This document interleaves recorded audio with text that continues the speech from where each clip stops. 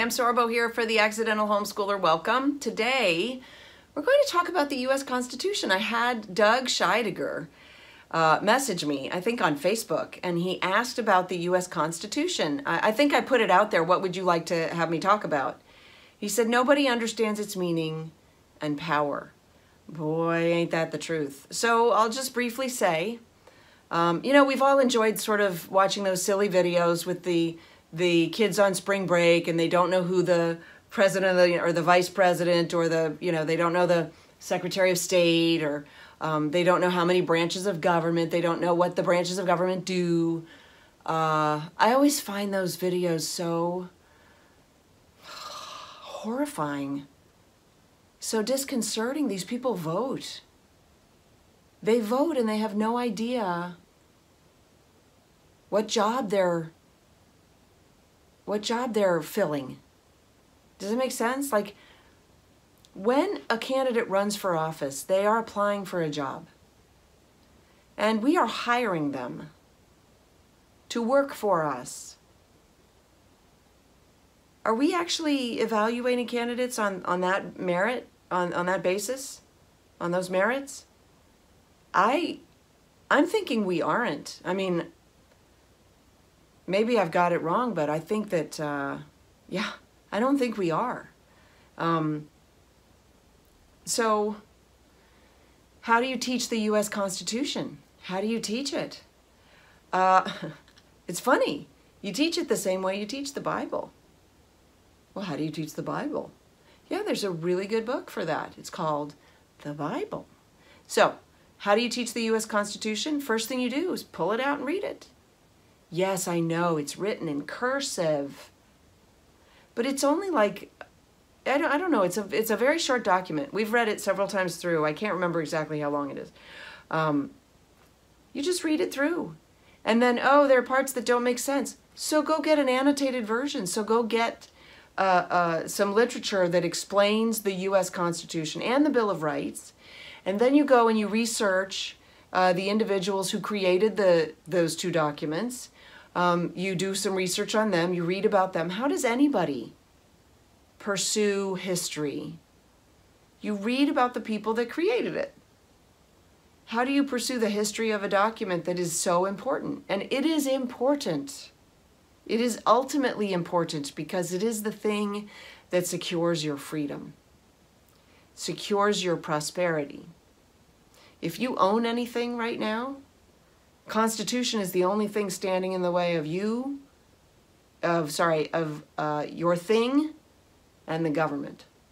So you ought to know the Constitution and you ought to teach it to your kids. The Declaration of Independence was, and of course, I meant to go to the Bill of Rights, but I said Declaration of Independence. Declaration of Independence, precursor to the Constitution, phenomenal document. Phenomenal. You should read it all the way through. You'd be surprised what's in there about slavery, in fact, against slavery, in fact. And of course, now we're teaching our kids through the 1619 Project that that the United States was basically founded on slavery. Nothing could be farther from the truth. We were founded as an objection to the enslavement to Britain. In fact, if you get my book, which is right there, they're your kids. There's a part in there that I go into the history and the fact that the original drafting of the Declaration had in it language that was vehemently anti-slavery, and the southern states refused to go along because they saw the writing on the wall and they're like, we're not signing that. You need to clean that up a little bit. Sounds a little too close to home. So they did.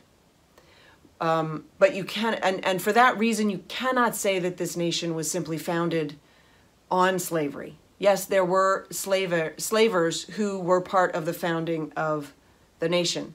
There are bad people that are involved in everything. They just, who knows how they get in there? They get in there. We've got bad people in our government right now. But you're not going to throw the baby out with the bathwater, as they say. So, and then that brings me to the Bill of Rights. And do a little bit of digging. Do not go to Wikipedia. Wikipedia is biased. Let's just put it that way. It's biased. it's a place to maybe just get a start, like, so you can see, maybe you'll find some links there. But do not take the word of Wikipedia for just, but as gospel. Don't do that. So the Bill of Rights, highly contested, fought back and forth, and eventually we got it, thankfully, because we're seeing right now how easy it is for the government to just sweep it aside. Oh, pandemic, Bill of Rights, be gone. I can do that with the magic wave of my COVID wand. I mean, it's crazy. So absolutely right now. In fact, I would urge every family right now, do what we call a unit study. Do a unit study on the founding of this nation and surprise yourself. And tomorrow I'm going to talk about one of the monuments that is closely adhered to the founding of this nation, that's so important and so wonderful. And by the way, when you start to delve into this unit study, there's lots of things that are available online. Movies, documentaries, drive-by history is a fun one for younger kids. Lots of fun. They handle a lot. Let's see, David Barton does fantastic history stories about the founding of the United States, miraculous origins of the United States. It's all in there. So it is a great story to tell, and you can check history off on your little curriculum chart that you want. And it's important. It's important to know. It's important for your kids to know. It's important for you to know. So, Constitution, Declaration of Independence, and the Bill of Rights, all three of those documents, very, very important. All right, that's it for me. samsorbo.com. All the links are listed below. Please subscribe. Also, go get your friends to come join us next time, okay? We'll see you tomorrow. Bye.